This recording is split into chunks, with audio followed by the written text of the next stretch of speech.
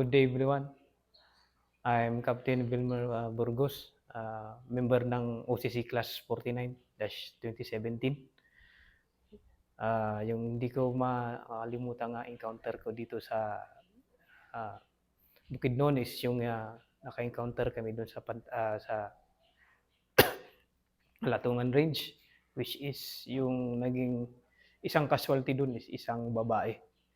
So, yun na nung pagbaba namin, yun nalaman ko na may balak pa talaga siyang bumaba. Pero yun is sa tadhana na siguro, and then yung yun mandate din naman natin na protektahan yung mga population ng Bukidnon province. So yun, may panghihinayang, pero yun talaga yung parang naging resulta ng encounter namin. So ako pala ay proud member ng Special Forces Battalion. Kung makikita nyo dito is marami kaming streamer na patunay na yung Special Forces Battalion is maasahan sa combat, and then sa pagprotekta sa mamamayan ng probinsya ng Bukidnon.